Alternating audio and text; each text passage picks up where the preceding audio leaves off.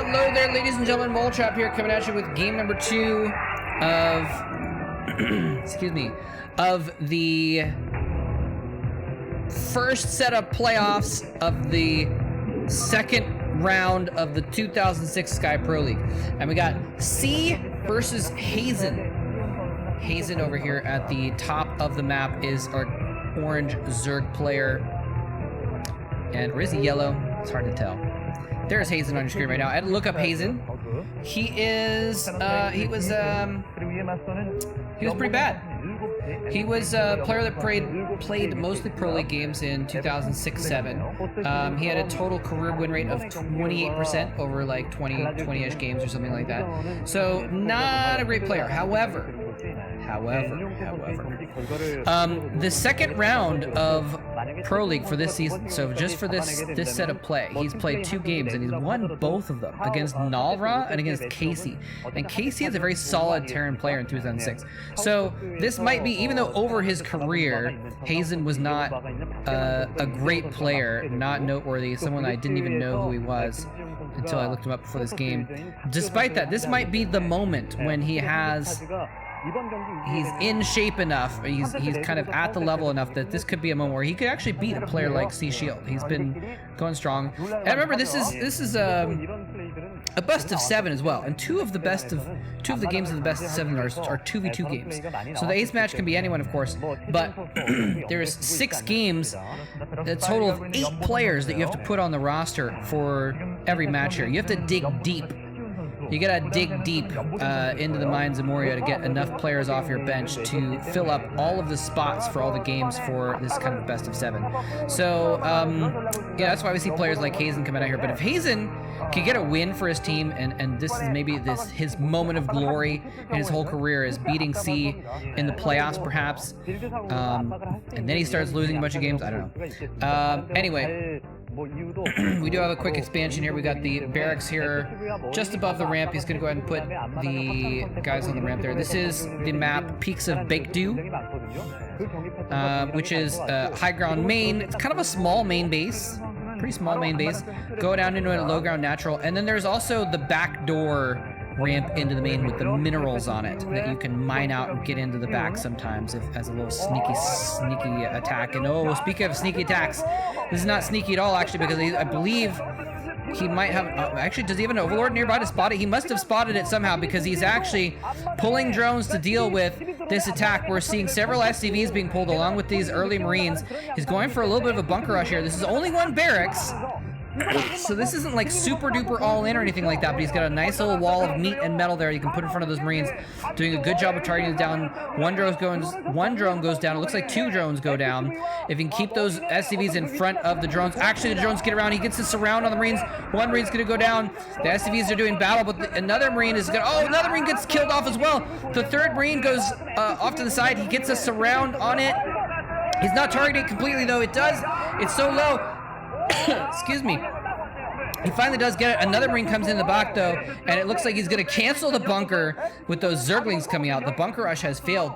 Brilliantly played by HaZin, actually. Really taking care of those Marines. And, you know, it's kind of interesting to think about, you know, the history of the bunker rush and, you know, how in 2000, what was it, 3 or something like that? Yellow didn't know how to deal with it, but then it got mapped out, and now it's like not as big of a threat, right? So it's like, I was talking about that with the when I was talking about Age of Empires. I was talking about how you know, the meta often changes, and stuff that seems OP can change via people figuring it out, rather than, oh, hold that thought, he's coming in here, he's gonna try and break this wall down. The first SCV is down. He actually pulled nice pull of SCVs. He gets them in front of those Marines just in time to prevent that from happening. If those Zerglings had gotten on top of those Marines, that could have been catastrophic, and we could have seen C lose the game right there. But what I was just trying to say is, I'm thinking about how people can figure things out. You don't necessarily need to balance the bunker rush if people can figure out a way around it, and we just saw that exactly right now, that he was able to deal with it. Now, did it do enough damage? Did he kill enough drones? Actually, Zergling's coming in here. He's going to get past the few Marines, the few SCVs at the front, but he's microing his Marines very well. Looks like he's going to keep a lot of those Marines alive, and he gets more SCVs in the way as well. Beautiful micro. Excuse me, by C Shield. You drink water here.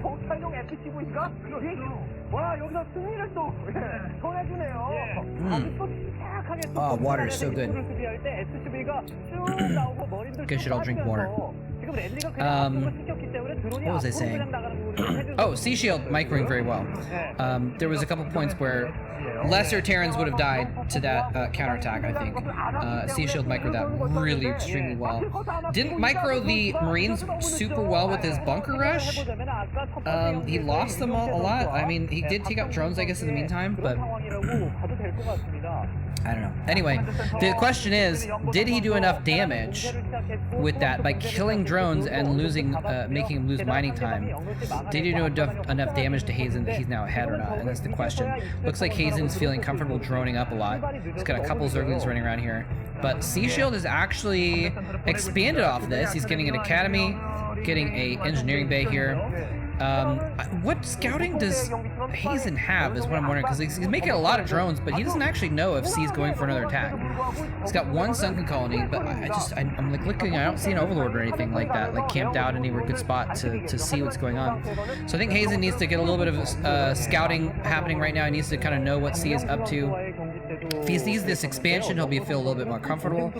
But C does have a lot of Marines, and if he moves across the map with those Marines, it could be pretty good attack here. He's gonna wait for until he gets some medics and some firebats though, if he's gonna go for another push, which he might do that. Push out and just again force him to build some sunkens. The lair is probably nearing completion. C's gonna be well prepared. He's gonna have his turrets up well before any. Actually, it looks like he's able to build turrets right now if he wanted to, but he's not building them yet. But he's going to be able to have turrets up in plenty of time before mutas come out, because the Spire hasn't even started yet, or maybe it has by now since we've been looking away. Nope, Lair's still not even completed yet. So it looks like HaZin moving into kind of a two-base Lair play is what we're looking at right now. Be curious to see what he can do with that. It looks like I can't exactly place how or when or why, but it just feels like HaZin is behind here. Even though he's been droning up heavily, pretty soon he's going to have to start using some of those drones for sunks. He's going to have to start making some units here. And, okay, he's getting an expansion, actually, a third base. He's feeling pretty comfortable. I just feel like right now C Shield's army just, like, C has an army, and HaZin does not have an army. It just feels a little spooky. And it looks like C is going to go ahead and push that spookiness across the map, force him to deal with this. Now, does he? Okay, he does have one Zergling here. He's kind of sees this coming. Oh, actually, it wasn't an expansion after all. I'm sorry, that was a macro hatch inside of his main. So he's building a couple more sunks. He's getting that Spire down. This is a good little timing here by C. He's going to be able to push out just in time. Or I'm not just in time actually. He's gonna push in well before the Spire is created. Okay, he did actually make an expansion in the top left.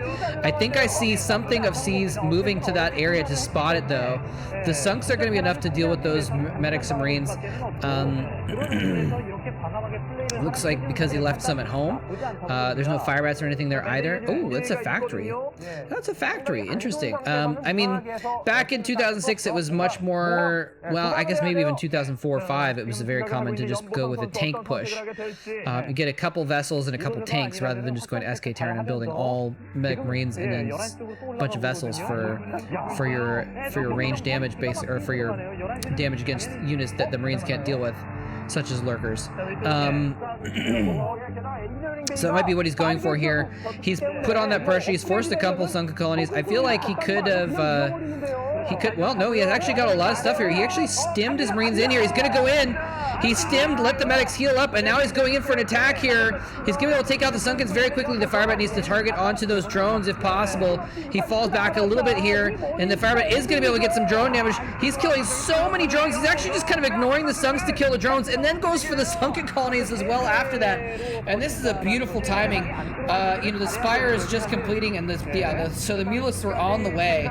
Just an absolutely perfect timing attack here by Sea Shield, finishing off all of the ground defenses. If he had those Mulists out while the attack was going on, they would have been able to do a bunch of damage, but instead, he loses the drones, he loses the natural, he loses a bunch of mutas, and he's going to be losing the game momentarily, ladies and gentlemen. It looks like Sea Shield is going to tie up the series here, ladies and gentlemen, for MBC game You know, the first round of playoffs, they were never behind, and in this case they are behind right now, but it looks like they're going to at least tie it up, and they may be able to take the lead after this, of course. We'll have to see how that goes, but yeah, it looks like Sea Shield is going to be able to take this game, I think. Why is HaZin not in this? Still in this game? He lost his natural. He lost half of his mutas trying to micro against those Marines. I guess he's still hoping that he can keep that top left base and maybe do some kind of a counterattack, I guess. Again, there's no reason, you know, there's absolutely no reason he shouldn't stay in the game. If there's any chance at all you want to stay in, especially in the playoffs, when this is your potential moment of glory in your whole career, which I guess he doesn't know that he's gonna lose a lot more games after this, but but I do, and you all do as well. Yeah, so there's just too much defenses back at home. It's a cool idea to come in with some Zerglings and Mutas as a counterattack, you know, while he's attacking the top left, but it's just not going to be enough. The top left is going to be annihilated by that small force, and the main is defended by the large force. He's going to be able to get, he is going pretty SK Terran-ish, actually, after all. We saw that factory, and this is, you know, this is 2006, so it's more likely to see the SK Terran, obviously. Well, not obviously at all, actually. But you know, by 2007 or 8, you almost always saw the SK Terran with the science vessels rather than the tanks.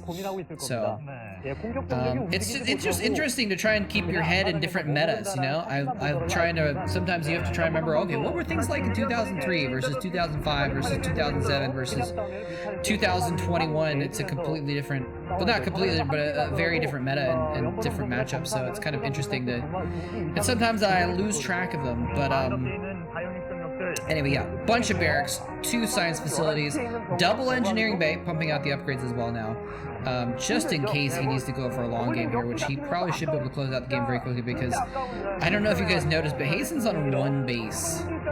HaZin's on 1 base. Now, if it was Jelizerg on 1 base, I would say he stood a chance, but I mean he'd go on 1 base Guardian Lurker somehow, because he's just Jelizerg, but this is HaZin. And one radiate. Oh, is the radiate finished? All it needs is 1 radiate. Oh, radiate's almost done. We're watching the science facility, waiting for the research to finish. Yeah, he's just like, I got this game in the bag. I'm just gonna build a bunch of turrets so I don't lose. And double expanding, I guess. Sure, why not? C can push out and kill this pretty quickly, though.